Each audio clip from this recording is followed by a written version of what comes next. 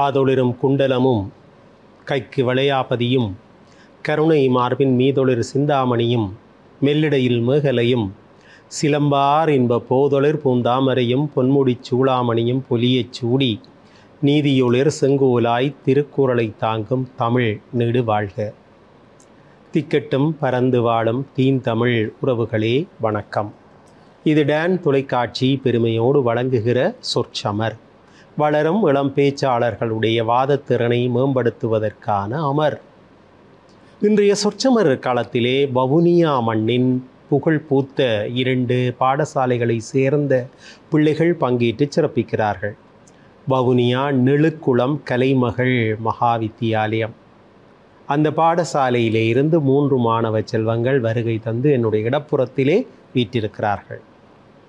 வவுனியா இலங்கை திருச்சபை தமிழ்கலவன் பாடசாலை, அது ஒரு 1C பாடசாலை. 600க்கும் மேற்பட்ட பிள்ளைகள் கல்வி பயில்கிறார்கள்.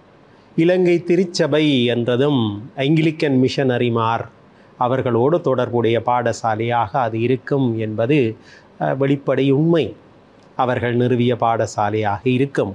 நான் நினைக்கிறேன் 1870களிலே 80களிலே அந்த பாடசாலை தோற்றுவிக்கப்பட்டிருக்கும். அந்த பாடசாலையை சேர்ந்த 3 பிள்ளைகள் வருகை தந்திருக்கிறார்கள். நெழுக்குளம் கலைமகள் அது ஒரு 1AB பாடசாலை. 1500 பிள்ளைகள் அங்கே கல்வி கற்கிறார்கள். இந்த பிள்ளைகள் தங்களுடைய வாதத்திறனை இன்னும் மெருகுபடுத்த வேண்டும் என்கிற வேட்கையோடு டான் தொலைக்காட்சியினுடைய இந்த சொற்சமர் களத்தை நாடி இருக்கிறார்கள். அதற்கு ஆவண புரிந்த பெற்றோர், அதிபர், ஆசிரியர்கள் என எல்லோருக்கும் எங்களுடைய நன்றியை தெரிவித்து கொண்டு நாங்கள் இனி வாத களத்திற்குள்ளே செல்லலாம். மகிழ்ச்சி, அதனால் ஒரு உயர்ச்சி என மகிழ்ச்சிக்கும் உயர்ச்சிக்கும் காரணமாக இருப்பவர்கள் சொந்தக்காரர்களா அல்லது பந்தம் சார்ந்தவர்களா? சொந்தமா பந்தமா ஒருவனுடைய மகிழ்ச்சிக்கும் உயர்ச்சிக்கும் காரணமாக இருக்கிறது. இதுதான் தலைப்பு. பொதுவாகவே வாழ்க்கை என்பது ஒரு போராட்டம் என்று சொல்வார்கள். அந்த போராட்டத்தை பூந்தோட்டமாக பார்க்கிறவர்களும் இருக்கிறார்கள். அப்படி ஒரு போராட்டம் நேர்ந்தால் அதிலே ஒரு வெற்றி கிடைக்கிற பொழுதுதான் அது மகிழ்ச்சியாக அமையும். மகிழ்ச்சி என்பது எங்களுடைய மனநிலை சார்ந்தது, திருப்தி நிலை சார்ந்தது. அந்த திருப்தி நிலை சார்ந்து மகிழ்ச்சி உயர்ச்சியாக அமைகிற பொழுது அது இன்னும் சிறப்பானதாக இருக்கும். எனவே மகிழ்ச்சியோடு விட்டு விடாமல் அதற்குள்ளே ஒரு விளைவாக இருந்ததை காட்டிலும் ஒரு உயர்ச்சி என்று வருகிற பொழுது அது திருப்தியினுடைய உச்சமாக அமையும். அப்படி வாழ்க்கையினுடைய உயர்ச்சி, மகிழ்ச்சி இவையெல்லாம் பெறப்பட வேண்டும் என்றால் அதற்கு நான் மாத்திரம் காரணம் அல்ல, என்னோடு சேர்ந்து இருப்பவர்களும் காரணர்களாக இருக்கிறார்கள். இதில் 2 பேரை இங்கே சுட்டுகிறார்கள். ஒன்று சொந்தக்காரர், அடுத்தது பந்தங்கள். சொந்தம் என்றால் இரத்த உறவுகள் என்று கொள்ளலாம். அப்பா சொந்தம், அம்மா சொந்தம். பந்தம் என்றால் இடையிலே வருந்து சேர்கிற உறவுகள். சம்பந்தத்தினாலே வருகிற பந்தம் மனைவி, சமபந்தம். மனைவியினுடைய தந்தை, அதை ஆங்கிலத்திலே சொன்னார்கள் ஃபாதர் இன் லோ. சட்டப்படி அவர் தானப்பா உனக்கு அப்பா. Father in low, mother in low, sister in low, brother in low என்று மச்சான் மச்சாள் என்றெல்லாம் தமிழ் உறவு கொண்டாட வெள்ளைக்காரன் அதை sister in low, mother in low என்று எல்லாம் சொல்லி காட்டினார். ஆகவே அந்த பந்தம் அப்படி வருகிற இடையில், அதாவது இரத்த முறையிலே வராமல் இடையிலே வருகிற உறவு. ஆகவே மகிழ்ச்சிக்கும் உயர்ச்சிக்கும் காரணமாக அமைவது ஒரு மனிதனை பொறுத்தவரையிலே சொந்தமா பந்தமா என்று இவர்கள் வாதிட இருக்கிறார்கள். வாதத்தை தொடக்கி வைக்கிறார் வவுனியா இலங்கை திருச்சபை தமிழ்கலவன் பாடசாலையினுடைய அணித்தலைவர் ரோபர்ட் ரக்ஷன். அவர் வவுனியாவிலே 3ஆம் ஒழுங்கை மகாரம்பை குலத்தை சேர்ந்தவர். அப்படித்தானே? சொந்தம் என்று அவர்களுடைய வாதம் அமையப் போகிறது. சரி, உங்களுடைய வாதத்தை முன்வையுங்கள். முத்தமிழுக்கு என்னுடைய முதல் வணக்கம், அவைக்கு என்னுடைய வணக்கம். டான் டிவி நேயர்களுக்கு அன்பான வணக்கங்கள். குட்டியாடு தப்பி வந்தாள் குள்ள நரிக்கு சொந்தம், குள்ள நரி மாட்டி விட்டா குறவனுக்கு சொந்தம். தட்டுக்கட்ட மனிதர் கண்ணில் பட்டதெல்லாம் சொந்தம், சட்டப்படி பார்க்க போனால் 8 அடி தான் சொந்தம், சட்டப்படி பார்க்க போனால் 8 அடி தான் சொந்தம். உனக்கேது சொந்தம் எனக்கேது சொந்தம், உலகத்துக்கு எதுதான் சொந்தமடா, உனக்கேது சொந்தம் எனக்கேது சொந்தம், உலகத்துக்கு எதுதான் சொந்தமடா. மனக்கு இருக்காள் நீ உளறுவதாலே வந்த லாபம் அது மந்தமடா, மனக்கு இருக்காள் நீ உளறுவதாலே வந்த லாபம் அது மந்தமடா. அவ்வாறு மனிதர்களுக்கு ஒன்றுமே சொந்தமற்ற இந்த நிலையிலே மனிதர்களுடைய மகிழ்ச்சிக்கும் மனதில் ஏற்படுகின்ற 8 அடி சொந்தம் என்று சொன்னீர்கள். அப்படி என்றால் 8 அடி என்பது எதை குறிக்கிறது? 8 அடி என்பது இறந்த பின்னரான அந்த குழி, அதைத்தான் அது சொந்தமாக இருந்தும் இன்னொரு திரைப்பட பாடலிலே சொன்னார்கள், ஆடியடங்கும் வாழ்க்கையடா 6 அடி நிலந்தான் சொந்தமடா என்றார். ஆகவே அது இருந்தும் பிரயோஜனம் இல்லை, ஏனென்றால் இன்று எரித்து கூட போட்டு விடுகிறார்கள். ஆகவே அவ்வாறு ஒன்றுமே சொந்தமில்லாத இந்த நிலையிலே மனிதனுடைய அந்த மகிழ்ச்சிக்கும் அவனுடைய வாழ்க்கையில ஏற்படுகின்ற உயர்ச்சிக்குமே துணையாக இருப்பவர்கள் யார் தெரியுமா? இந்த சொந்தங்கள் தான். என்னதான் எதுவுமே நிரந்தரம் இல்லாவிட்டாலும் அந்த நிரந்தரம் இல்லாத விடயங்களிலுமே அவனை அழகாக எடுத்துச் செல்வது இந்த சொந்தங்கள் தான். இங்கு இந்த தலைப்பை எடுத்து பார்த்தோம் என்றால் மகிழ்ச்சி என்பது நான் எதை விரும்புகிறேன் என்றால், இப்ப ஒரு 5 நிமிடம் 1 மணித்தியாலும் அல்லது 4 ஒரு கொஞ்ச நிமிடங்கள் அவர்களோடு இருக்கும் மட்டும் வருகின்ற மகிழ்ச்சியை நாங்கள் சொல்லவில்லை. அவர்களால் வாழ்க்கை முழுவதுமே எங்களுக்கு மகிழ்ச்சி வந்தால் அதைத்தான் நான் இங்கு மகிழ்ச்சி என்கின்ற அந்த கோட்பாட்டுக்குள்ளே வரையறை செய்யலாம் என்று நினைக்கிறேன். உயர்ச்சி என எடுக்கும் பொழுது அது வெறுமனே பணத்தினாலோ பொருளாதாரத்தையோ நான் சொல்லவில்லை. மனதிலும் பாசத்திலும் அவர்களை நினைக்கும் போதெல்லாம் ஒரு உயர்ச்சி, அவர்களை பற்றிய உயர்ச்சி, அவர்களால் எங்களுக்கு உயர்ச்சி என்று வருவதைத்தான் நான் உயர்ச்சி என்று சுட்டி காட்ட விரும்புகிறேன். அவ்வாறு அந்த 2 பொருள்களுக்கும் மாபெரும் பொருள்களுக்கும் துணையாக இருப்பவர்கள் சொந்தமா மந்தமா என்ற கேள்வி நம்மிடையில் இருக்கின்றது. என்னதான் எங்களுக்கு ஒன்று தெரியும், அதாவது நேரென்றோண்டு இருந்தால் மறையொன்றோண்டு இருக்கத்தான் செய்யும். ஆகவே நாங்கள் இங்கு உண்மை என்று சொந்தத்தை சொல்ல வருகிறோம், அவர்கள் இல்லை இல்லை பந்தம் என்கிறார்கள். சொந்தம் என்று பார்த்தால் ஏற்கனவே நடுவரையா அழகாக கூறிவிட்டார், இந்த இரத்த உறவுகள் தான் சொந்தம் என்று. எங்களுடைய இரத்தத்திலேயே அவர்கள் உறவு கொண்டாடி விட்டார்கள், எங்களது உயிரையே அவர்கள் வைத்திருக்கார்கள் என்றால் அதுவே காணும் அவர்கள் எவ்வளவுக்கு எங்களுக்கு முக்கியமானவர்கள் என்று. அடுத்ததாக பந்தம் என்று எடுத்தோம் என்றால் அவர்கள் இடையில் சேர்வர்கள் என்று சொன்னார்கள். இதிலே நான் நண்பர்களையும் சேர்க்கலாம் என்று நினைக்கிறேன். அந்த வகையிலே முதலாவது நாங்கள் இதை ஒரு கட்டமைப்பினூடாக நாங்கள் எங்களது விவாதங்களை கொண்டு செல்லலாம் நினைக்கிறேன். முதலாவது நாங்கள் எப்பயுமே ஏழ்மையில் இருந்து எடுத்து வளர்த்த சொந்த உறவுகளை பற்றி கதைக்கப் போகிறோம். நான் வாழ்க்கையில் அனைத்து படிகளிலும் உதவுகிற உறவுகளை பற்றி கதைக்க போகிறோம். உண்மையும் அன்பையும் கரிசனைகளையும் பற்றி கதைக்கப் போகிறோம். அது மட்டும் இல்லாமல் பிறந்த நாளில் இருந்து இன்று வரை உறவுகள் மோடி இருக்கின்ற, அதாவது சொந்தங்கள் மோடி இருக்கின்ற விதத்தினை அழகாக எடுத்து காட்டப் போகிறோம். இதுதான் எங்களுடைய விவாதமாக இருக்கின்றது. ஒன்றை நாங்கள் புரிந்து கொள்ள வேண்டும், ஒரு மனிதன் வாழ்க்கையில் உயருகின்றான் என்றால் முதலாவது உயர்ச்சி ஒன்று வந்தால் அவனுக்கு மகிழ்ச்சி ஒன்று வறுமை. இது எல்லாருக்குமே தெரிந்த விடயம். இதற்கு அடித்தளமிடுகிறது யார் என்று பார்த்தோம் என்றால் எங்களுடைய இரத்த உறவுகள், அதாவது சொந்தங்கள். நீ அப்படி இருக்க வேண்டும், அப்படி வளர வேண்டும், படிக்க வேண்டும், அது செய்ய வேண்டும், நீ டாக்டராக வர வேண்டும், நீ நல்லவனாக வாழ வேண்டும், சமுதாயத்துக்கு ஏற்றவனாக இருக்க வேண்டும் என்று அடிப்படையில் இருந்து அவனை அழகாக உருவாக்கி எப்படி, அதாவது அழகாக உருவாக்குவதுதான் எங்களுடைய சொந்தங்கள். பல பேர் சொல்லுவார்கள் இந்த சொந்தங்களினால் பல கசப்புகள் ஏற்படுதாம், குடும்பத்தில் அவங்க எதுவும் கதைச்சா தேவையில்லாத முரண்பாடுகள் வருதாம், அவர்களால் குடும்பத்தில் பிரச்சனை வருது, ஒரே எங்களுக்கு அந்த சொந்தங்களே எங்களுக்கு பிடிக்கல் என்று பலருடைய கருத்துக்கள் இருக்கின்றது. ஆனால் ஒன்றை புரிந்து கொள்ள வேண்டும், தங்கத்தை நாங்கள் உருக்கினால்தான் சரியாக அதை பதனிட்டு பெற முடியும். அவ்வாறு எங்களுக்கு சொந்தங்கள் செய்வது அந்த நேரத்தில் கஷ்டமாகத்தான் தெரியும், ஆனால் புரிந்து கொண்டால் சரி, அதுதான் உங்களுடைய வாழ்க்கையில் உங்களை சரியாக வெறும் பொன்னாக அல்ல அணியும் ஆபரணமாக மாற்றப் போகிற ஒன்று. அடுத்ததாக இன்னொரு விடயத்தை நாங்கள் எடுத்து இந்த விடத்தை நோக்கினோம் என்றால், இன்று பந்தங்களுக்குள்ளே நான் நண்பர்களை சொல்லுகிறேன். இன்றைய சமுதாயம் எதில் அடைபட்டு இருக்கின்றது என்றால் போதைப் பொருள். இது எங்களுக்கு தெரிந்த ஒரு விடயம். இந்த போதைப் பொருள் பெரும்பான்மையாக எங்களுடைய சமூகத்துக்குள் நுழைகிறது என்றால், மகிழ்ச்சியை கெடுக்கிறது என்றால், உயர்ச்சியை கெடுப்பதற்கு முக்கியமான காரணம் போதைப் பொருள். அந்த போதைப் பொருள் எப்படி வருகிறது என்று பார்த்தோம் என்றால் இந்த பந்தங்களான நண்பர்களாலே என்பது நிதர்சனமான உண்மையாகும். அதை நாங்கள் உணர்ந்து கொள்ளத்தான் வேண்டும். அந்த வகையிலே ஒரு பிள்ளை பிறந்தது முதல் அந்த பிள்ளை வளரும் வரைக்கு அவனை கரிசனையாக தூக்கி எடுத்து அவன் வளரும் போதும் அவனை அழகாக கரிசனையாக பார்க்கின்ற சொந்தங்களை என்றும் மகிழ்ச்சிக்கும் முயற்சிக்கும் துணையாக இருப்பவர்கள் என்று கூறி இறுதியுமாக உண்மையினை வெளிக்காட்டி விடைபெறுகிறேன். நன்றிகள் ஆயிரம். தொடர்ந்து ஒருவனுடைய மகிழ்ச்சிக்கும் முயற்சிக்கும் காரணராக அமைபவர்கள் பந்தம் சார்ந்தவர்களே என்று வாதத்தை முன்னெடுப்பதற்காக டேனுஜா சுதாகரன், அவர் வவுனியா நேரிய குளம் வீதியைச் சேர்ந்தவர், நெழுக்குளத்தைச் சேர்ந்தவர். பேசுங்கள். வெந்தனரில் போட்டாலும் வேகாத என் செந்தமிழ் தாய்க்கு என் முதல் கண் வணக்கத்தை தெரிவித்துக் கொண்டு, நடுவரவர்களுக்கும் என் தரப்புவாதிகளுக்கும் என் எதிர்த்தரப்புவாதிகளுக்கும் டான் தொலைக்காட்சி நேயர்களுக்கும் எண்ணினிய வந்தனங்கள். அந்த விதத்தில் இன்று எமக்கு வழங்கப்பட்ட தலைப்பானது மகிழ்ச்சிக்கும் உயர்ச்சிக்கும் துணையாக இருப்பவர்கள் பந்தமே ஆகும் என்பதாகும். அதன்படி இங்கு மகிழ்ச்சி மற்றும் உயர்ச்சியை நோக்குவோமாயின் எம் வாழ்வில் எமக்கு ஏற்படும் உள்ளார்ந்த அமைதி மற்றும் வாழ்வின் முன்னேற்றம் என்பவற்றை தான் மகிழ்ச்சி மற்றும் உயர்ச்சி என்கிறோம். அதேபோல் பந்தம் என்றால் இரத்த தொடர்பு அற்ற ஆனால் சமூகத்திலிருந்து எங்களுக்கு பொருத்தமானதாக உள்ள ஒரு உறவாகும்.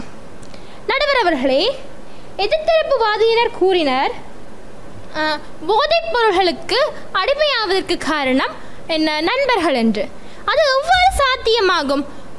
சொந்தங்களுக்கும், அதாவது சொந்தங்களில் தற்சமயம் மாமாவோ அல்லது சித்தப்பாவோ யாராவது குடித்து விட்டு வந்தால் அங்குள்ள பிள்ளைகளும் அதே பழக்கத்தை பழகுவார்கள் தானே.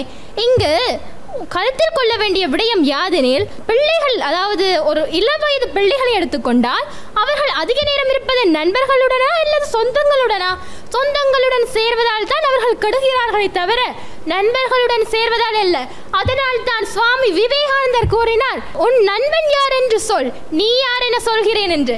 ஆகவே சிறந்த நண்பனை தேர்ந்தெடுப்பது எங்கள் கைகளில் தான். எனவே இங்கு நட்பு பந்தம் பிரதானம். அடுத்ததாக சமூக பந்தம். சமூக பந்தத்தில் உள்ளது யாதெனில் திருமணம், கடன் பந்தம், மேலும் ஆசிரியர்கள் மற்றும் மாணவர்களுக்கு இடையிலான பந்தம். அந்த விதத்தில் இப்போது கடன் பந்தத்தை எடுத்துரைக்கிறேன். கடன் பந்தம் என்றால் யாது? அதாவது பண்டைய காலம் தொடக்கம் இன்று வரை அந்த கடன் பந்தம் உள்ளது. பண்டைய காலத்தில் மகாபாரதத்தில் கர்ணன் எதற்காக துரியோதனனுடன் மகாபாரதத்தில் ஈடுபட்ட நடுவர்களே? அவன் செய்த செஞ்சோற்று கடன் எனும் பந்தத்தால் தானே அவன் இறுதியில் துரியோதனன் பக்கம் இருந்து தர்மத்தை அறிந்திருந்தாலும் அவன் கொல்லப்பட்டான். அதே போல் நடுவர்களே, எனக்கு இன்னும் ஒரு சந்தேகம். இங்கு அவர்கள் கூறுகிறார்கள் சொந்தம் இருந்தால் தான் உயர்ச்சியா. ஆனால் இங்க சொந்தத்துக்குள்ளேயே பிரச்சனை. நாங்க நல்லா இருந்தா காணும், சொந்தங்கள் வந்துடும். அதுவே நாங்க நல்லா இல்லைன்னா எங்களை விட்டு எப்படா போவோம் இருக்கிறது சொந்தம் தான் நடுவர்களே. அதே போல் நடுவர்களே, இங்கு உதாரணமாக எடுத்துக்கொண்டால் மகாபாரதத்தில் தான் சொந்தங்களுக்கிடையில் பிரச்சனை. எதற்காக? நிலத்திற்காக, அதாவது சொத்து பிரச்சனை ஏற்படுகிறது. அதுவுமே கௌரவர்களுக்கும் பாண்டவர்களுக்கும் அந்த யுத்தம் நடைபெற்றது இந்த சொத்து பிரச்சனையால் தான். இவ்வாறு சொந்தங்களுக்கிடையே பிரச்சனையை கூறலாம். அப்ப பந்தம் என்றால் என்ன? பிரச்சனை இல்லாதது என்று கேட்கிறீர்கள். இல்லை, பந்தத்தில் ஏது பிரச்சனை? அசைன்மெண்ட் செய்ய வேண்டும் என்றால் ஸ்கூலை விட்டு வந்தோடனே வீட்டிற்கு வருவது யாது? நண்பர்கள் தானே, உறவினர்கள் வந்து எங்களுக்கு அசைன்மெண்ட் செஞ்சு தரார்கள். அல்லது குருவிற்கு, அது பண்டைய காலத்தில் குருவிற்கும் சீடர்களுக்கும், இன்றைய காலத்தில் ஆசிரியர்களுக்கும் மாணவர்களுக்கும். குருவின் இடத்திற்கு சென்று அங்கு பண்டைய காலத்தில் குருவின் இல்லத்திற்கு சென்று சீடர்கள் கற்றனர். அது அரச குமாரர்களாக இருந்தாலும் சரி, வறியவர்களாக இருந்தாலும் சரி. இன்று அதே போல்தான் மாணவர்கள் வீட்டில் இருக்க ஆசிரியர்கள் வருகிறார்கள். எவ்வாறோ ஆசிரியர்களுக்கும் மாணவர்களுக்கும் இடையிலான பந்தம் காலாதிகாலம் இவ்வாறு தான் தொடர்ந்து கொண்டு இருக்கிறது. அதே போல் நடுவர் அவர்களே, நான் இன்னும் ஒன்று கூட விரும்புகிறேன். பந்தம் என்பது எமக்கிடையில் மாத்திரமல்ல, கடவுளுக்கும் மனிதனுக்கும் இருக்கிறது. அந்த பந்தத்திற்குத்தான் அழகாக பெயர் வைக்கிறார்கள் பக்தி என்று. இங்கு பக்தி நெறியில் ஒழுகும் ஒவ்வொருவருக்கும் தங்களுடைய மன நிம்மதி மற்றும் உயர்ச்சி என்பன கிடைக்கின்றன. பல்வேறுபட்ட உதாரணங்களை கூறலாம். இறைவன் மீது பக்தி வைத்து, அதாவது கண்ணன் மீது பக்தி வைத்து கண்ணனுடனே இரண்டு கலந்த ஆண்டாலயம் கூறலாம். அல்லது நாயன்மார்களான திருநாவுக்கரசன், ஞானசம்பந்தர், மாணிக்கவாசகர், சுந்தரர் ஆகியோர் இறைவன் மீது கொண்ட அந்த பந்தத்தினால் தான் முக்தி உலகடைந்தனர். எனவே இவ்வாறு பல்வேறுபட்ட விதத்தில் தொடர்பு பட்டுள்ள பந்தம் என்றும் ஒருவரின் வாழ்வில் மகிழ்ச்சிக்கும் முயற்சிக்கும் தான் காரணமாக அமைகிறது என்று ஆணித்தரமாக கூறி விடைபெறுகிறேன். நன்றி, வணக்கம். டேனுஜா பந்தன் சார்ந்த வாதத்தை முன்வைத்தார். உயர்ச்சிக்கும் மகிழ்ச்சிக்கும் உறுதுணையாக இருப்பவர்கள் பந்தங்களே என்று சொன்னார். அதற்குள்ளே அவர் சொன்னார், அசைன்மெண்ட்ஸ் கொடுத்தால் கூட கை கொடுத்து உதவுவன் நண்பன் தான். அப்பா அம்மாவா அசைன்மெண்ட் செய்து தரப்போகிறார், வீட்டு பாடம் கொடுத்தால் நண்பன் தானே ஹெல்ப் பண்ணுவான். அது அவருடைய வாதம்.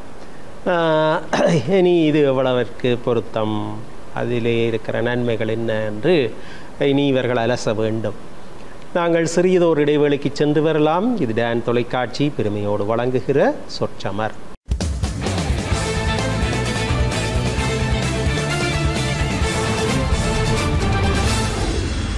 தொடர்ந்து வாதத்தை முன்னெடுப்பதற்காக வவுனியா மகாரம்பைக்குளம் ஆலடி பிள்ளையார் வீதியை சேர்ந்த குற்றாலினி ஆனந்தகுமாரன், அவர் இலங்கை திருச்சபை பாடசாலையினுடைய மாணவி. பேசுங்கள், என்ன சொல்ல போகிறீர்கள் பார்ப்போம். இடி இடிப்பது மழைக்காக, என் இதயம் துடிப்பது தமிழுக்காக. தமிழ் அன்னைக்கு எனது முதற்கண் வணக்கங்கள். டான் டிவி நேயர்களுக்கும் நடுவரவர்களுக்கும் எண்ணணியினருக்கும் மற்றும் எதிரணியினருக்கும் எனது இந்நேர வந்தனங்கள். அந்த வகையிலே இன்று கொடுக்கப்பட்ட தலைப்பை நோக்கினோமானால், மகிழ்ச்சிக்கும் உயர்ச்சிக்கும் துணையாக இருப்பவர்கள் சொந்தமா பந்தமா என்ற ரீதியில் சொந்தமே எனும் தரப்பில் எமது விவாதத்தை கட்டமைத்து செல்லலாம் என்று இருக்கிறோம். அந்த வகையிலே இன்று நாம் பிறந்தது முதல் இறப்பு வரை எம்முடன் கூடவே இருப்பவர்கள் எங்களுடைய சொந்தமாகும். சொந்தம் என்று பார்க்கும்போது இரத்த உறவுகள் என்று கூறினார் எங்களுடைய அணியினுடைய தலைவர். அந்த வகையிலே நாம் பிறந்தது முதல் இறந்தது வரை நமக்கு தேவையான விடயங்கள் அனைத்தையும் பார்த்து செய்பவர்கள் நம்முடைய தாய் தந்தையர். அவர்கள் தான் எங்களுடைய மகிழ்ச்சிக்கும் எங்களுடைய மகிழ்ச்சியான வாழ்க்கைக்கும் நமது வாழ்க்கையில் ஏற்படுகின்ற உயர்ச்சிக்கும் ஒரு முக்கியமான காரணமாக விளங்குபவர்களே இந்த தாய் தந்தையர்கள் தான். சாதனை அடைந்ததும் அம்மா அப்பா நினைவு வருகிறது. அதுக்கு என்ன காரணம்? இந்த சொந்தம் தான், இரத்த சொந்தம் தான் நமக்கு இந்த இடத்திலே ஒரு முக்கியமான காரணமாக அமைந்து காணப்படுகின்றது. அது மட்டுமல்லாது, ஆமையா நம்முடைய சொந்தக்காரர்கள் குறைதான் சொல்லுகிறார்கள். நீ என்ன இப்படி போய்விட்டாய், அவனை பார், அவன் இப்படி இருக்கிறான். அவ்வாறு கூறுவதனால் தான் இன்று பலரும் தம்முடைய வாழ்க்கையில் உயர்ச்சியை காண்கிறார்கள். ஐயோ, அவன் அப்படி சொல்கிறானே, அப்படி சொல்கிறானே என்பதனால் தான் நான் இன்னும் உயர வேண்டும், ஏன் இந்த இடத்தில் இருக்கின்றேன் என்ற ஒரு தன்னுள்ளே ஒரு மனப்பாங்கு எழுந்து தானும் உயர வேண்டும் என்று ஒரு ஊக்கத்தை அளிப்பது இந்த இவ்வாறான சொந்தக்காரர்கள் மூலமாகத்தான் என்பதை நான் இடத்தில் கூற விரும்புகின்றேன். அந்த வகையிலே எதிரணியுடைய தலைவர் கூறியிருந்தார், நம்மளுடைய அசைன்மெண்ட் அதுகளை எல்லாம் நண்பர்கள் செய்கிறார்களாம் என்று. நண்பர்கள் செய்தால் எங்களுக்கு எங்கையா அறிவு வரப்போகின்றது, அப்பொழுது எங்கையா நாங்கள் உயரப் போகிறோம். அவர்களுக்கு தானேயா அந்த அறிவு போக போகிறது, அவர்கள் தானேயா அந்த வாழ்க்கையிலே உயரப் போகின்றார்கள். எந்த வகையில் இது சாத்தியமானதாக அமையும் என்பதை நான் கேட்டுக்கொள்ள விரும்புகிறேன். அது மட்டுமல்லாது, இந்த காலத்தில் இருக்கின்ற நண்பர்களை பார்த்தீங்கன்னா, நண்பர்கள் வட்டாரம் ஒரு 5 பேர் நண்பர்கள் இருக்கிறார்கள் வைங்களேன். அந்த நண்பர்கள்ல ஒரு நண்பனுக்கு ஒரு தீய பழக்கம் இருக்குன்னு வச்சோம்னு சொன்னா, அந்த குழுவில் இருக்கிற அனைவருக்குமே அந்த பழக்கம் எவ்வாறாயினும் போயிடும். அப்படி இந்த தீய பழக்கங்கள் பழகிறதுக்கு இவ்வாறான பந்தங்கள் ஒரு காரணமாக இருக்கின்றதுன்னு நான் இந்த இடத்துல கூறிக்கொள்ள விரும்புகின்றேன். மற்றது, இப்ப இருக்கிற நண்பர்கள் எடுத்துக்கொண்டோம்னு சொன்னா, அது நிலையில்லாத ஒரு பந்தமாகவே காணப்படுகின்றதையா. இப்ப நாங்க இந்த வாரம் இவன் தான் என் பெஸ்டின்னு சொல்லி வாட்ஸ்அப்ல ஸ்டேட்டஸ் போடுறவன், அடுத்த வாரம் ஸ்டேட்டஸ் போறான் இவன் எக்ஸ் பெஸ்டி என்று. இவ்வாறு நாளுக்கு நாள் நண்பர்கள் நிலையில்லாத ஒரு வட்டாரமாக போய் கொண்டிருக்கிறது. இந்த டியூஷன் பண்ணா இவன் நண்பன், அந்த டியூஷன் பண்ணா அவன் நண்பன், ஸ்கூல்ல இவன் நண்பன் என்று இந்த பந்தங்கள் ஒரு ஒவ்வொரு நிலையிலும் வேறு நண்பர்களாகவே நமக்கு காணப்படுகிறார்கள். இவ்வாறு இந்த பந்தம் மட்டுமல்லாது, நமக்கு இணைந்து கொள்கின்ற பந்தம், மனைவி அல்லது கணவன் என்கின்ற பந்தத்தை எடுத்துக்கொள்வோமானால், நாம் ஒரு இடத்தில் அநேகமான கணவன் மனைவியை பார்த்துக் கொள்ளுங்கள். அவர்களுடைய குடும்பத்தில் ஒரு கணவனை எடுத்தவன் சொன்னால், அவர்களுடைய குடும்பத்தை மனைவியுடைய குடும்பத்தார் குறை சொல்வது, இந்த வீட்டுக்கு நான் வர மாட்டேன், ஏன் நான் அங்க வரணும், இவ்வாறான சூழ்நிலைகள் தானையா இப்போது காணப்பட்டு கொண்டிருக்கின்றன. அந்த வகையில் நாம் எவ்வாறு கூடலாம், எங்களுடைய மகிழ்ச்சிக்கும் உயர்ச்சிக்கும் பந்தங்கள் காரணமாக அமைகின்றன என்று. எனவே எங்களுடைய மகிழ்ச்சிக்கும் உயர்ச்சிக்கும் எந்த காலத்திலேயுமே துணையாக இருப்பவர்கள் எங்களுடைய சொந்தமாகவே காணப்படுகிறார்கள். எங்களுடைய சகோதர சகோதரியை எடுத்து பார்ப்போம், அவர்கள் எங்களை நக்கல் அடிக்கிறார்கள், கிண்டல் அடிக்கின்றார்கள். நீ என்ன இப்படி இருக்கிறாய், நீ இவ்வாறு செய்ய வேண்டும். அவர்களின் ஊடாகத்தான் நாங்கள் இன்று மேலோங்கி வளர்ந்து கொண்டிருக்கின்றோம் என்பதையும் நான் இந்த இடத்திலே கூறிக்கொள்ள விரும்புகின்றேன். அந்த வகையிலே எமது மகிழ்ச்சிக்கும் எமது வாழ்க்கையிலான உயர்ச்சிக்கும் எப்பொழுதுமே துணையாக இருப்பவர்கள் எங்களுடைய சொந்தங்கள் தான் என்பதனை வலியுறுத்தி விடைபெறுகின்றேன். நன்றி. தொடர்ந்து வாதத்தை வளர்த்து செல்வதற்கு வவுனியா பம்பைமடு கற்பகபுரத்தைச் சேர்ந்த தனுஷாலினி பேசுங்க. கொங்குமலை சாரலிலே குளிர்நிலவு தென்றலிலே தங்கமலர் பறித்து அதை சூட உள்ள சங்கத்தமிழ் தங்கத்தமிழ் தாய்க்கும் என் முதல் வணக்கம். இங்கு பக்கசார்பின்றி தீர்வை வழங்க வந்திருக்கும் மாண்புமிகு நடுவர் அவர்களுக்கும் எதிர்த்தரப்புவாதிகளுக்கும் என் தரப்புவாதிகளுக்கும் வணக்கம். பந்தம் என்றாலே உடனே நினைவுக்கு வருவது கடன் பந்தமா அல்லது குதிரை பந்தமா என்பதுதான். ஆனால் நான் இங்கு கூற விரும்புவது என்னவென்றால், மகிழ்ச்சிக்கும் உயர்ச்சிக்கும் துணையாக நிற்கும் உண்மையான பந்தம் என்பதே தான். இவர்கள் நண்பர்களை பற்றி கூறியிருந்தார்கள். அதாவது என்னவென்று சொன்னால், நாங்கள் கூறிய விடயம் என்னவென்று சொன்னால், நண்பர்கள் அந்த அசைன்மெண்ட் செய்வதற்கு கைதான் கொடுக்கின்றார்களே தவிர்த்து நண்பர்கள் தான் செய்து கொடுக்கின்றார்கள் என்பதை நாங்கள் கூறவில்லை நடுவர் ஐயா அவர்கள். அதை நினைவில், அதாவது இந்த டேட்டுக்குள்ள செய்து முடிக்க வேண்டும் என்று கைதான் கொடுக்கின்றார்கள். அவர்கள் செய்கின்றார்கள் என்று சொல்லவில்லை, அது நீங்களே அதை அர்த்தத்தாக கூறியிருந்தீர்கள். அது ஏன் அவர்களுக்கு விளங்கவில்லை என்று எனக்கு புரியவில்லை. மேலும் நண்பர்கள் மனதிலே என்ன இருக்கிறது என்று வாசிக்கிற சக்தி எனக்கு இருக்கிறது. நண்பர்கள் என்றாலே நம்மோடு 10ஆம் வகுப்பு வரை இருப்பவர்கள், அதாவது my bestie my X bestie அப்படின்னு எல்லாம் போடுறதுக்கு இல்லை.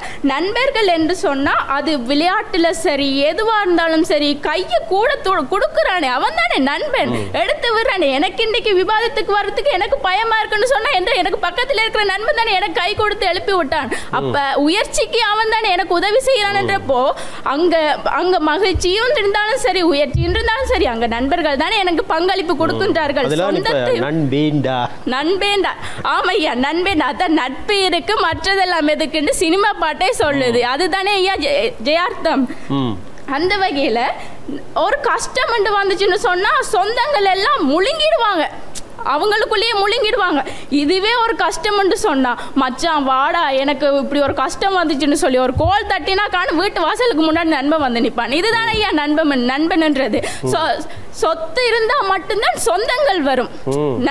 நட்பு இருந்தால் அது தேவையில்லை என்று சொன்னா, நட்புன்றது அது ஒரு வடிவான வரைவிலக்கணப்படுத்தணும்னு சொன்னா, அவர்கள் ஒரு மகிழ்ச்சியில் அவர் ஒரு சோகத்தில் இருக்கிறான், டே மச்சான் வாடா கேன்டீன் போய் சாப்பிடலாம்னு சொன்னால் சரி, அவனோட புண்ணியக்கு காரணமாக இருக்கிறவன் நட்பன் தானே. இது மட்டும் இல்லையா, சமூக பந்தம் என்று வருகின்ற போது மனிதன் ஒரு சமூக விலங்கு என்பார்கள். ஆனால் சில பேருக்கு அது விலங்கு என்றால் பெரிதாக தெரியுது போல இருக்குது. எனக்கு என்னமோ சமூகம் தெரியவில்லை போலும். உண்மையிலே சமூக பந்தம் என்றதுதான் மனிதனை மனிதனாக்குகின்றது. சரியது பிழையது என்று சொல்லி சுட்டி காட்டி அதனுடைய சரியான விடயங்களையும் கற்றுக் கொடுக்கின்றது. பிழையான விடயங்களை நீ செய்யாது என்று கற்றுக் கொடுப்பதும் சமூக பந்தம் தான் ஐயா. அந்த வகைகள் சொந்தங்கள் இன்று வரும் நாளைக்கு போகும், அதுவும் நன்மை இல்லாத போதான் அது பெருசா வரும் என்று சொல்லி அவர்கள் தாழ்த்தி கொண்டு தான் போவார்கள். ஒரு மனுஷன் உயர்ந்துட்டா போதும், எப்படா இவனை கீழே விழுத்துறதுன்னு சொல்லியே இருப்பானுகள். எப்படி சொன்னா, ஒரு பேரழிவு நேரத்தில் உதவி செய்ய மாட்டார்கள், பேரழிவே அழிச்சிட்டு போறவர்கள் தான் இந்த சொந்தம் என்றது. அந்த வகையில பார்க்க போனோம்னு சொன்னா சமூக பந்தம் என்றது எவ்வளவோ மேலென்று தானே சொல்லலாம் ஐயா. மற்றும் மொத்தத்தில் பார்த்தோம்னு சொன்னால் அதோட என்னன்னு சொன்னால், திருமணம் என்ற போது அங்கே தெரிவு செய்யப்படுகின்ற, அதாவது ரத்த சொந்தம் இல்லாத ஒருவரை தெரிவு செய்யும் விருப்பு சொந்தங்கள்கிட்ட இருந்து அவர்கள் நாசமாக போகிறதுக்கான வழியைத்தான் சொல்லி கொடுப்பாங்க. சுய தேர்வு மூலம் தெரிவு செய்கின்ற போது அவர் நல்லவரா கெட்டவரா என்று அந்த ஒரு பந்தத்தினூடாக சென்று காதல் என்ற அகத்தை அவர்கள் கொண்டு அதன் மூலமாக தெரிவு செய்கின்றார்கள் ஐயா. இதல்லவா பந்தம் என்கின்றது. இது மட்டும் இல்லை ஐயா, நண்பர்களை தெரிவு செய்யும் போது சரியான முறையில் தான் தெரிவு செய்ய வேண்டும். அவர்கள் பிழையான முறையில் தெரிவு செய்தால் தான் நாங்கள் சொந்தத்தை தூக்கி வைத்து கொண்டாடி கொண்டிருக்கின்றார்கள் என்று நான் நினைக்கின்றேன் ஐயா. ஆக மொத்தத்தில் பந்தமில்லாத வாழ்க்கை காஃபி இல்லாத கிண்ணம் மாதிரி, வண்ணம் இல்லாத வானவில் மாதிரி இருக்கும், முழக்கம் இல்லாத மலை மாதிரி இவையே நிலைத்தமையும் அதோட பந்தத்தின் வாழ்வின் சக்தியாகவுமே இந்த பந்தங்கள் விளங்குகின்றது என்பதை ஆணித்தளமாக கூறி எனது வாதத்தை முடிகின்றேன். நன்றி. வவுனியா நெழுக்குளம் கலைமகள் மகாவித்தியாலய மாணவியினுடைய அந்த வாதத்தோடு சிறியதோர் இடைவேளைக்கு சென்று வருவோம். இது டான் தொலைக்காட்சி பெருமையோடு வழங்குகிற சொற்சமர்.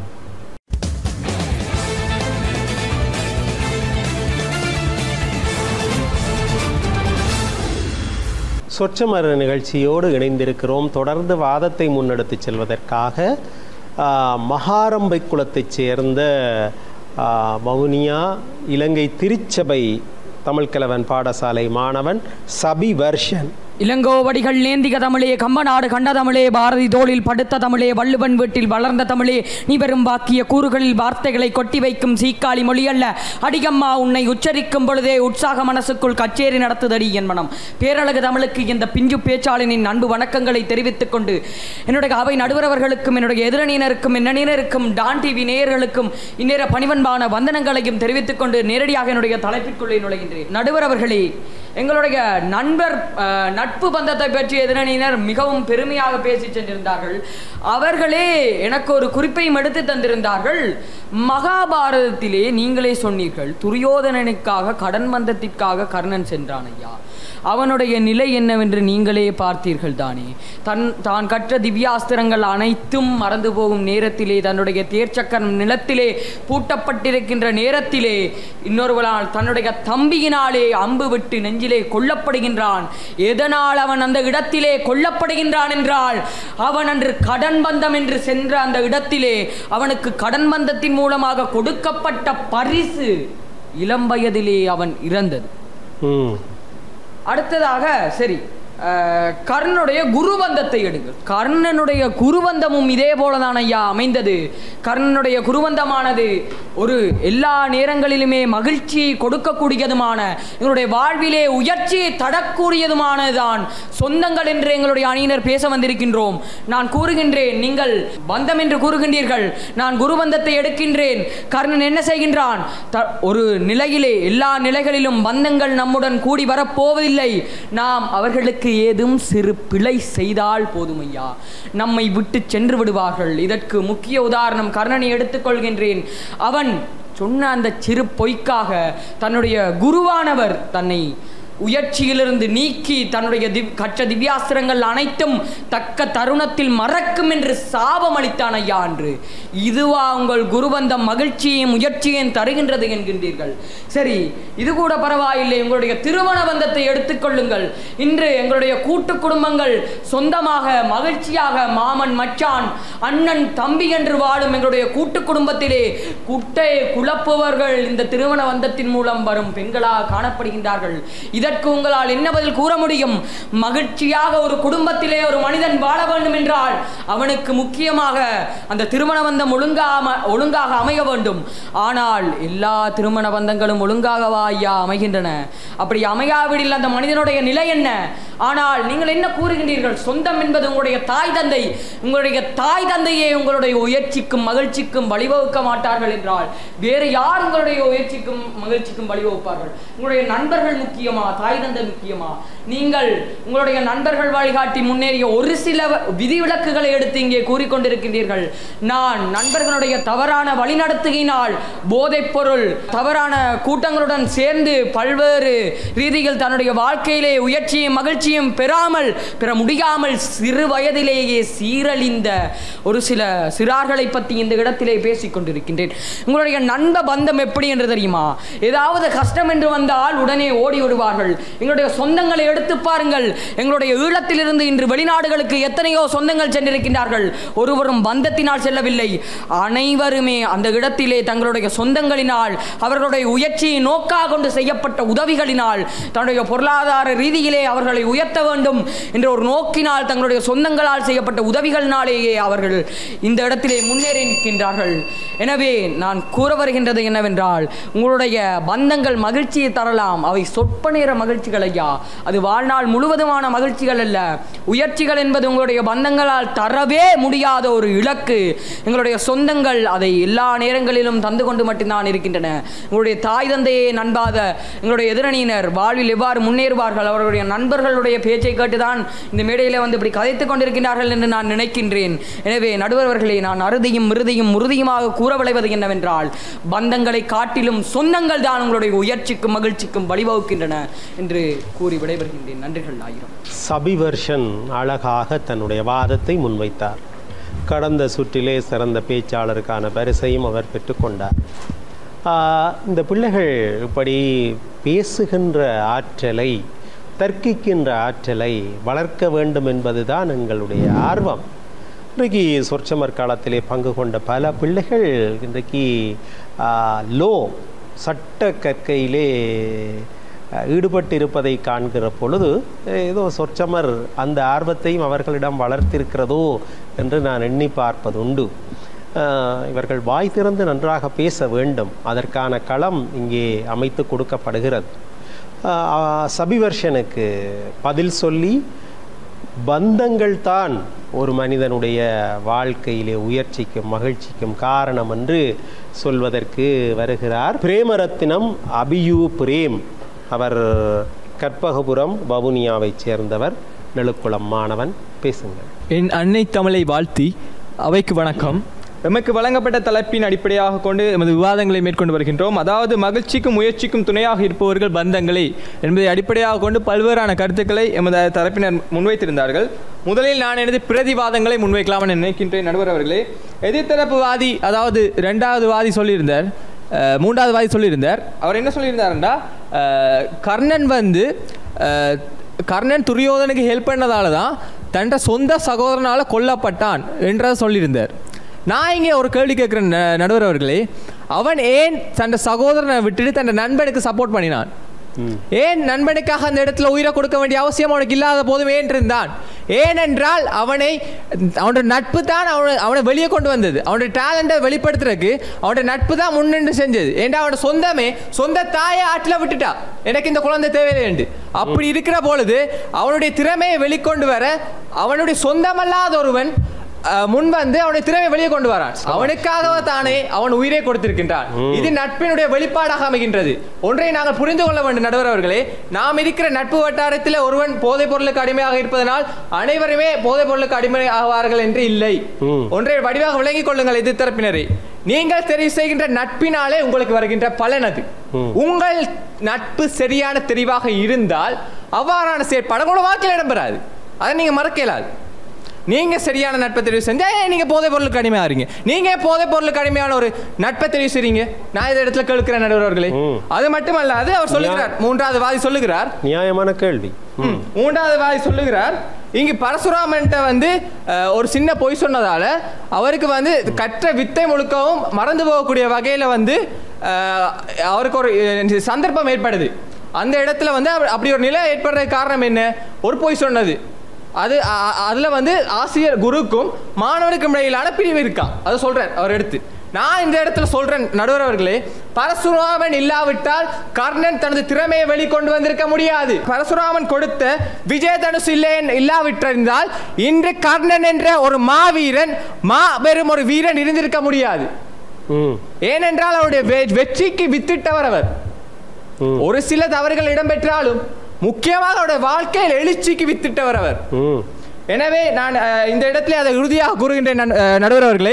இன்னொரு விடயத்தையும் கூறுகின்றேன். இரண்டாவது தரப்பு வாதி கூறியிருந்தார், எமது அண்ணா தங்கச்சியாக பேசுறதால தான் நாங்கள் முன்னேறோமா? இந்த காலகட்டத்தில் அப்படி இல்லை நடுவர் அவர்களே. அண்ணன் தங்கச்சி பேசினா தூக்க போடுறாங்க, தாய் தகப்ப பேசினா தூக்க போடுறாங்க. ஏன் தெரியுமா? Pressure, depression. இதே வந்து அவன் அந்த பிரச்சனை ஒரு நண்பர்கிட்ட சொல்லும் போது, ஒரு தெரிந்தவங்களை தங்களை நம்புறவங்கள்ட்ட சொல்லும் போது அவன் ஆறுதல் அடைகின்றான்.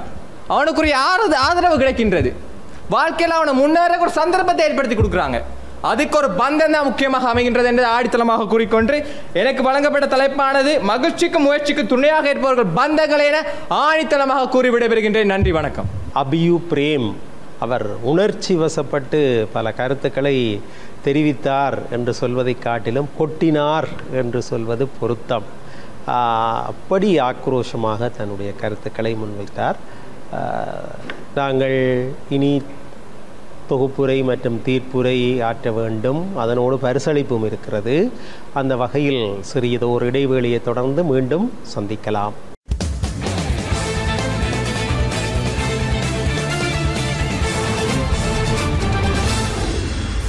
இடைவேளையை தொடர்ந்து சந்திக்கிறோம்.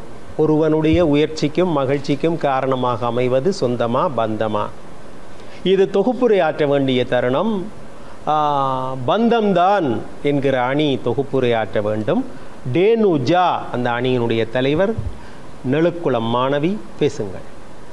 தொகுப்புரையில் சந்திப்பதில் மீண்டும் மகிழ்ச்சி அடைகிறேன். அந்த விதத்தில் எங்கள் தலைப்பை மீண்டும் ஒரு முறை நோக்குவோம். மகிழ்ச்சிக்கும் உயர்ச்சிக்கும் துணை புரிபவர்கள் பந்தமே என்பதாகும். அதன் அடிப்படையில் நாங்கள் சில கருத்துக்களை முன்வைத்திருந்தோம். உயர்ச்சியின் போது நண்பர்களின் தேவைப்பாடு, கல்வியின் போது ஆசிரியர்களின் தேவைப்பாடு, திருமண பந்தம், சமூக பந்தம், மேலும் ஆன்மீக பந்தம் என்று சொல்லிக்கொண்டே போகும் அளவிற்கு பந்தத்தையும் வலியுறுத்தி அதனை நன்றாக விளக்கி எமது அணியினரும் கலைத்திருந்தனர். அதன் அடிப்படையில் நடுவர் அவர்களே, நாங்கள் இங்கு பார்க்க போனால் இவர்கள் அனைவரும் 1ஆம் பாதி தொடக்கம் 3ஆம் பாதி வரை எங்கள் அணியிலும் சரி அவர்கள் அணியிலும் சரி அவர்கள் கதைத்தது ஒன்றுதான். முதலாவதா அன்னை தமிழுக்கு வணக்கம் சொல்கிறார்கள். அன்னை தமிழ் எங்கள் உயிரோடன் அதாவது இரத்தத்தில் கலந்தது என்றெல்லாம் சொல்லுகிறார்கள். ஆனால் உண்மையில் கலந்தது அன்று. DNA பரிசோதனை மூலம் எல்லாம் அதனை நிரூபிக்க இயலாது. ஆனால் அது பந்தத்தின் மூலம்தான் சொந்தமாக இருக்கிறதே தவிர சொந்தமாகவில்லை. எங்களுக்கு வடகிழக்கு பகுதியில் பிரச்சனையின் போது வெளிநாட்டுகளுக்கு சென்றுள்ளனர் என்று கூறினார்கள். அதன் அடிப்படையில் பார்க்க போனால் வெளிநாடுகளுக்கு சென்றவர்களையும் தவிர ஈழ மண்ணில் மடிந்தவர்களின் எண்ணிக்கை தான் அதிகம். காரணம் என்ன? சொந்தங்களுக்காகவா அவர்கள் இயக்கத்தில் சேர்ந்தார்கள்? இல்லை, தங்கள் தாய் மண்ணில் தமிழ் எண்ணெயை காப்பதற்காகவே, அதாவது ஒரு பந்த பிணைப்பு அவர்களிடையில் இருந்தது. தமிழ் எனும் பந்தத்தால் தான் அவர்கள் தங்கள் உயிரையும் கருத்தில் கொள்ளாது பெண்களும் சரி ஆண்களும் சரி போரில் சென்று உயிர் தியாகம் செய்துள்ளனர். மேலும் நடுவர்களே, நான் இன்னும் ஒன்று கூறுகிறேன். இவர்கள் தாய் தந்தை தான் தங்களுடைய சொந்தத்திற்கு காரணம் சொல்கிறார்கள். வேறு ஒருவரையும் சேர்க்கவில்லை. அவர் சேர்க்கதற்கு காரணம் என்ன? அவர்களுடைய ஏதோ ஒரு பிரச்சனை பின்னணியில் இருக்கிறது தானே. அத்துடன் எமது அணியினர்கள் இவர்களுடைய வாதத்திற்கு எதிர்வாதமாக பல உவமைகளையும் நகைச்சுவைகளையும் கூறியிருந்தனர். அதே போல் பார்க்க போனால் இங்கு ஒன்றை மற்றும் கூற விரும்புகிறேன். இங்குள்ள மாணவர்களில் அனைவரும் தங்கள் ஆரம்ப பிரிவில் கல்வி கற்ற ஆசிரியரை மறந்திருக்கவே மாட்டார்கள். காரணம் யாது? அவர்கள் சிறு வயது முதல் கல்வி கற்ற ஆசான்கள் எவரையும் மறக்காததற்கு காரணம் அவர்கள் ஏதோ ஒரு விதத்தில் பந்தமாகவே அந்த மாணவர்களுடன் இணைந்துள்ளனர்கள். சரி, தொடர்ந்து தொகுப்புரை ஆற்றுவதற்காக ரோபர்ட் ரக்ஷன் அவர் வவுனியா திருச்சபை பாடசாலையினுடைய அணித்தலைவர் பேசுங்கள். என்ன சொல்வதென்றாலும் அறிந்து புரிந்து சொல்ல வேண்டும். என்ன சொல்கிறார்கள்? இந்த தாய்மொழி என் தமிழ் மொழி என் இரத்தத்தில் கலந்து ஓடுகிற என் மொழி ஏதோ ஒரு பந்தமாம். நான் பிறந்தவுடன் கேட்டது என்னுடைய தாய்மொழியை தான். என் அன்னை சொன்னதும் அவருடைய அந்த தமிழ் தாய்மொழியை தான். அது நான் பிறந்தது முதல் கருவில் இருக்கும் வரை உருவான காலம் முதல் என்னுள் ஓடிக்கொண்டுதான் இருக்கின்றது. இந்த இடத்தில் என்னை கொதிக்க வைத்துக் கொண்டுதான் இருக்கின்றது. அதுபோல என்ன கூறிவிட்டார்? நீங்களே சொல்லுகிறீர்கள் தாய்மண் தாய்மண். ஏன் தாய் மன்ன வேண்டும்? நண்பர் மன்னனுங்கள், நீங்கள் சொன்னது போல உங்களுடைய பந்தங்கள் குரு மன்னனுங்கள், உங்களுடைய அந்த கடன் பந்தத்தினால் அந்த மன்னனுங்கள், ஏன் தாய் மண் என்கிறீர்கள்? அந்த இடத்துக்கு சொந்தம் அந்த இடத்துக்கு இருக்கின்றது என்பதை புரிந்து கொள்ள வேண்டும் என்பதை நான் உறுதியோடு கூறுகின்றேன். ஏன் தாய் தந்தையரை மட்டுமே கதைக்கிறீர்கள் என்று கேட்டிருந்தீர்கள். நாங்கள் தாய் தந்தையரை மட்டுமே வைத்து உங்களுக்கு உண்மையை புரிந்து கொள்ள விரும்புகிறீர்கள். சிம்பிளாக சொன்னாலும் உங்களால் புரிந்து கொள்ள விடையவில்லை என்பது எனக்கு மனக்கவலை. அதிலும் ஒன்று சொன்னீர்கள். ஒன்று நான் கேட்கின்றேன், கர்ணன் அவனுக்கு திறமை முக்கியம். திறமைக்கும் தர்மத்தையும் ஒரு கோட்டுப்பேன். ஒரு மனிதனுக்கு திறமை வளர வேண்டுமா அல்லது அவன் தர்மத்தின் பால் நிற்க வேண்டுமா? இந்த கேள்வியை கேட்டால் எல்லாரும் என்னத்தை சொல்வார்கள்? அவன் தர்மத்தின் பால் தான் நிற்க வேண்டும் என்று. ஆனால் ஒரு பந்தத்தினால் அவன் தர்மத்தையே எதிர்த்து நின்றால் அது எந்த விதத்திலே சாத்தியமானது, நல்லது என்றதை நான் கேட்டுக்கொள்கின்றேன். தூடினிகள் துரியோதனன் இருக்கிறாதானே, அவர் பந்தமான ஒரு உறவு தான். ஆனால் அங்கே அனைவருக்கும் தெரிந்த விடயம் அவனும் வஞ்சகத்தினாலே தான் அவனுடைய பழகினான் என்பது. அடுத்ததாக நான் கூற வருகின்றேன். எல்லாரும் என்ன கூறுகிறார்கள் என்றால், இந்த அழகிய தலைப்பை வைத்து எங்கள் இதனை நான் புரிந்து கொள்ள விடையவில்லை. மகிழ்ச்சியும் முயற்சியும் என்பதை நாங்கள் அழகாக சொல்லுகிறோம். அது நீடித்திருக்க வேண்டும் என்று. ஆனால் நீங்கள் சொற்ப நேர மகிழ்ச்சியை பற்றி கூறிக்கொண்டிருக்கிறீர்கள். அதுபோல அடுத்ததாக நான் கடைசியாக உங்களிடம் ஒரே ஒரு கேள்வியை நான் கேட்கின்றேன். என்றுமே ஒரு மகன் பிறந்ததில் பெற்றோர் இல்லாவிட்டால் அதை விட என்ன வேறு வேணும்? பெற்றோர் இல்லாவிட்டால் என்ன செய்வான்? அவனுடைய திறமை என அவனே பிறக்கவே இயலாது. அந்த இடத்துக்கு ஒருத்தனுடைய மகிழ்ச்சிக்கும் முயற்சிக்கும் என்றுமே காரணம் பெற்றோர்கள். அதாவது இந்த சொந்தம்தான் என்று அடித்து ஆணித்தரமாக கூறி சொல்லுகிறேன். மகிழ்ச்சிக்கும் முயற்சிக்கும் துணையாக இருப்பவர்கள் என்றும் சொந்தம்தான், பந்தமல்ல என்பதை எதிரணியினருக்கு ஒரு விசை உறுதிப்படுத்திவிட்டு செல்கிறேன். நன்றிகள் ஆயிரம். அன்பிற்கினியவர்களே, ஒருவனுடைய மகிழ்ச்சிக்கும் உயர்ச்சிக்கும் காரணமாக அமைபவர் சொந்தமா பந்தமா? சொந்தம் இரத்த தொடர்பால் வரக்கூடியது. பந்தம் என்பது இடையில் வருகிற திருமணம் உள்ளிட்ட செயற்கூறுகளால் வருவது. எனவே ஒருவருடைய உயர்ச்சி இருவரிலும் தங்கி இருக்கிறது. சொந்தக்காரரிலும் இருக்கிறது. பந்தம் சார்ந்த பந்தக்காரர் என்று சொல்வது வேறு அர்த்தத்தை கொடுத்துவிடும். பந்தம் சார்ந்தவர்களிலும் அந்த உயர்ச்சி தங்கி இருக்கிறது. சொந்தம், இவர்கள் சொன்னார்கள், இரத்த சொந்தம், அது டிஎன்ஏ சார்ந்தது. ஆகவே அது தவிர்க்க இயலாதது. நல்லதோ கெட்டதோ தவிர்க்க இயலாதது, அது சொந்தம். ஆனால் திருமண பந்தம் கூட பிடிக்கவில்லை என்றால் விவாகரத்து செய்யக்கூடிய வாய்ப்பு இருக்கிறது. நண்பன் பிடிக்கவில்லை என்றால் அவனை இடையிலே கைவிடக்கூடிய வாய்ப்பு இருக்கிறது. பந்தம் என்று வருகிற பொழுது எனக்கு சரியானது, என்னை உயர்த்தி வைக்கக்கூடியது இதுதான் என்று என்னால் தெரிவு செய்து கொள்ள முடியும். ஆனால் சொந்தத்தை அப்படி தெரிவு செய்து கொள்ள முடியாது. இனி ஒப்பீட்டு ரீதியிலே ஒருவனுடைய வாழ்க்கையிலே உயர்ச்சி என்று வருகிற பொழுது பெரும்பாலும் எங்கள் வாழ்வியலிலே 30 வயது வரைக்கும் பெரும்பாலானவர்கள் குடும்பத்திலே அப்பா அம்மாவிலே தங்கியவர்களாகத்தான் வாழ்கிறார்கள். அதற்கு பிறகுதான் அவருடைய உழைப்பு, அதற்கு பிறகுதான் அவருடைய தனித்துவ வெளிப்பாடு, இவையெல்லாம் வெளிப்பட்டு தெரிகிற நிலைமையை பார்க்கிறோம். அப்படி பார்க்கிற பொழுது ஒருவனுடைய வாழ்க்கை துணை நலம் என்று குறித்த வள்ளுவர் அந்த வாழ்க்கை துணை நலத்தினுடைய உதவியினாலே தான், அது கணவனாகட்டும் மனைவியாகட்டும் ஆணாகட்டும் பெண்ணாகட்டும், வாழ்க்கையிலே உயர்வு தாழ்வுகளை சந்திக்கின்ற ஒரு நிலைமையை பார்க்கிறோம்.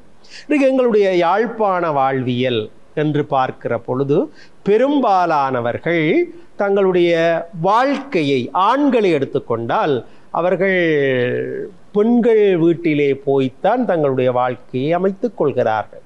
எனவே பந்தங்களோடு தான் அவர்களுடைய வாழ்க்கை, பந்தங்களோடு அல்லது நண்பர்களோடு, அதையும் பந்தங்களாகத்தான் கருதி கொள்ள முடியும். இந்த சொந்தங்கள் விஷம் வைக்கிற கதை, சொந்தங்கள் வேட்டு வைக்கிற கதையெல்லாம் இங்கே பேசினார்கள். இவை பெரும்பாலும் தமிழக நாடகங்களிலே வருகிற செய்திகள். எனவே அவை எங்களுடைய பேச்சு வழக்குகளுக்குள்ளும் அதிகரித்து விட்டன.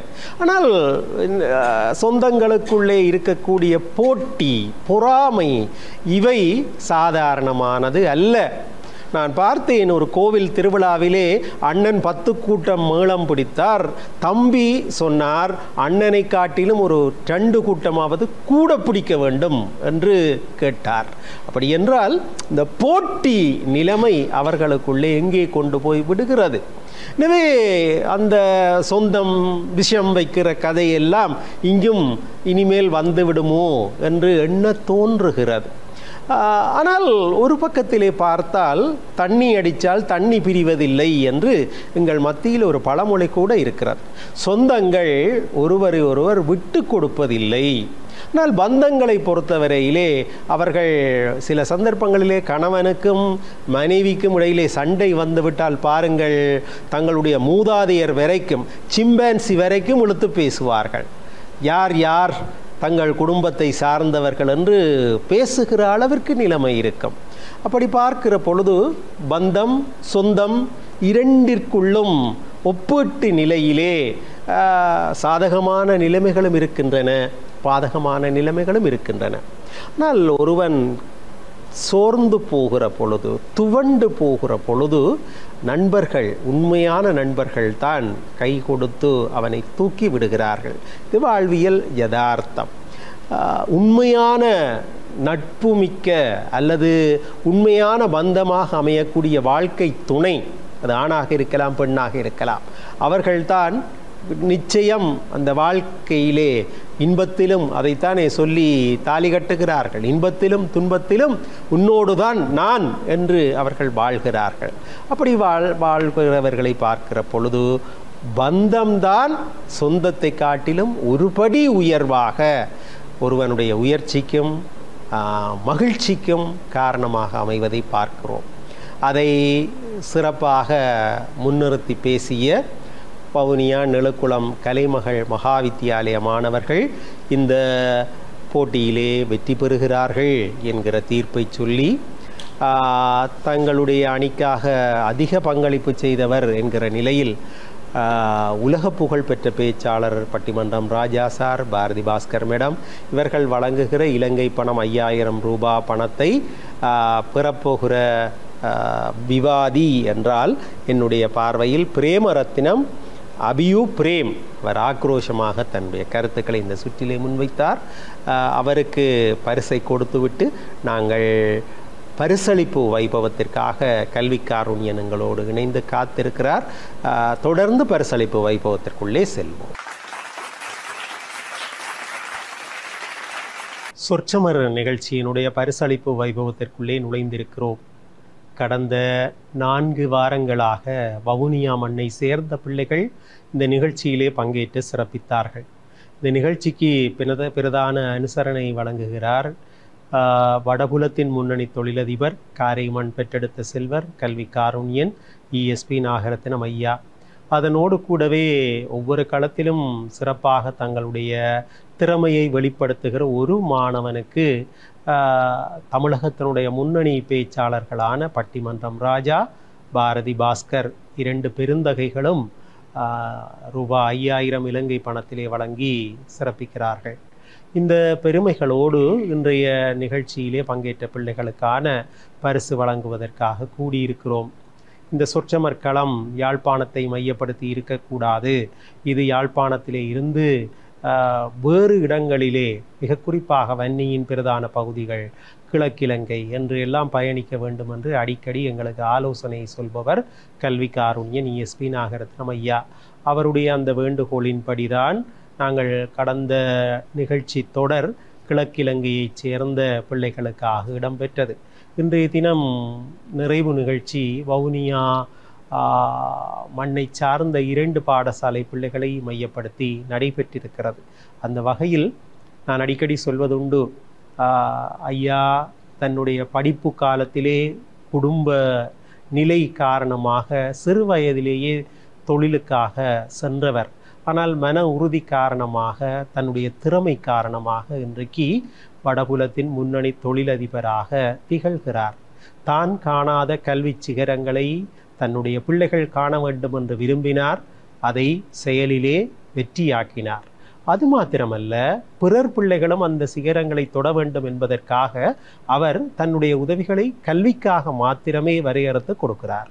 அந்த வகையில் இந்த பிள்ளைகளுக்கும் தங்களுடைய பாடசாலையிலே அமையக்கூடிய விவாத அணிகளை கட்டி வளர்த்து கொள்ளுங்கள் என்று ஊக்குவித்து பரிசு கொடுக்கிறார். அந்த வகையில் கல்வி காருண்யன் ஐயா இந்த பிள்ளைகளுக்கு ஆசீர்வாதமாக சில வார்த்தைகள் சொல்வது முதலில் பொருத்தமுடையதாக அமையும். தலைமை தாங்கிக் கொண்டிருக்கும் நெல்சன் சார் அவர்களே, கல்லூரி ஆசிரியர்களே, மாணவ செல்வங்களே, உண்மையில் இந்த நிகழ்வில் நீங்கள் பங்கு கொண்டு ஒரு திறந்த தமிழ் பேச்சாளர் பெற வேண்டியதுதான் எனது விருப்பமும்.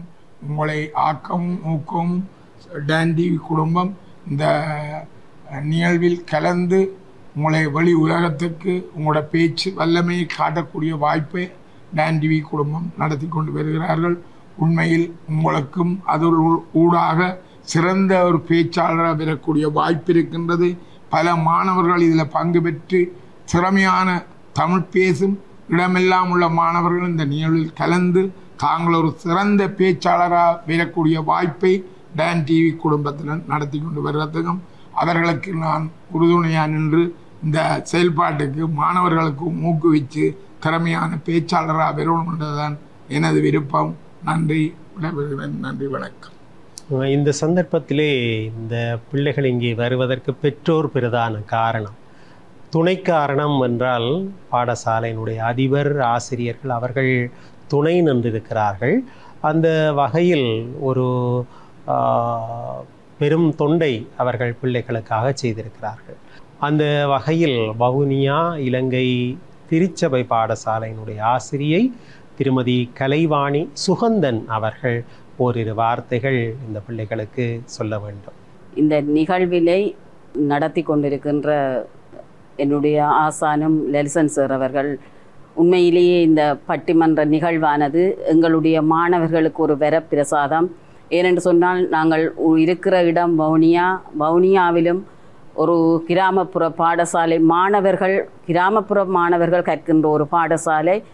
அந்த வகையிலே அந்த மாணவர்களை ஊக்குவிக்கும் முகமாக என்னுடைய ஊக்கம், என்னை வளர்த்த ஆசிரியர்களினுடைய ஊக்கம் அந்த மாணவர்களை இன்று இந்த டான் டிவி நிகழ்வுக்கு இங்கே அழைத்து சென்று வந்திருக்கின்றது. அந்த வகையிலே இந்த சந்தர்ப்பத்தை வழங்கிய டான் டிவி நிறுவனத்தினருக்கும் நன்றிகளை கூறுவதோடு இந்த நடுநிலைமை வகித்து இங்கே சிறப்பித்து கொண்டிருக்கின்ற அனைவருக்கும் நன்றி கூறி விடைபெறுகிறேன். தொடர்ந்து நெழுக்குளம் கலைமகள் மகாவித்தியாலயத்தினுடைய ஆசிரியர் திரு மருதலிங்கம் பிரதீபன் அவர்கள் சில வார்த்தைகள் சொல்ல வேண்டும். அனைவருக்கும் வணக்கம். உண்மையிலேயே இந்த நிகழ்வு எங்களுடைய மாணவ செல்வங்களை பொறுத்தவரையில் மிகவும் பயனுள்ளதாக அமைந்திருக்கின்றது. அந்த மாணவர்கள் தங்களுடைய ஆளுமைகளை வளர்த்து கொள்வதற்கு ஏற்ற ஒரு சந்தர்ப்பத்தை இந்த டான் டிவி ஏற்படுத்தி கொடுத்திருக்கிறது. அதற்கு முதலில் பாடசாலை சமூகத்தின் சார்பில் மனம் நிறைந்த நன்றிகளை தெரிவிப்பதோடு இந்த மாணவ செல்வங்களுடைய ஆளுமையை வளர்ப்பதில் அளப்பெரும் பணியாற்றி கொண்டிருக்கிற மதிப்புக்குரிய லலிசன் சார் அவர்களுக்கும், அந்த மாணவ செல்வங்களுக்குரிய உதவுதொகையை வழங்கி அவர்களை உற்சாகப்படுத்தி கொண்டிருக்கின்ற மதிப்புக்குரிய தொழிலதிபர் ஈசன் ஐயா அவர்களுக்கும் இந்த நேரத்திலே என்னுடைய நன்றிகளை கூறி, இந்த சேவை தொடர்ந்தும் நடைபெற வேண்டும், எல்லாம் வல்ல இறைவன் அருள் பாலிக்க வேண்டும் என்று கூறி விடைபெறுகிறேன். முதலில் ஊக்குவிப்பு பரிசு நெழுக்குளம் கலைமகள் மகாவித்தியாலய மாணவர்களுக்கு கல்வி காருண்ய ஐயா அவர்கள் வழங்கி வைக்கிறார்.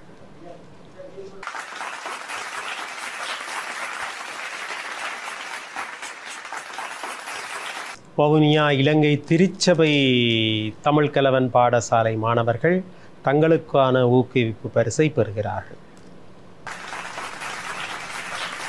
நல்லது நேயர்களே, மீண்டும் மற்றும் ஒரு நிகழ்ச்சியில் சந்திக்கலாம்.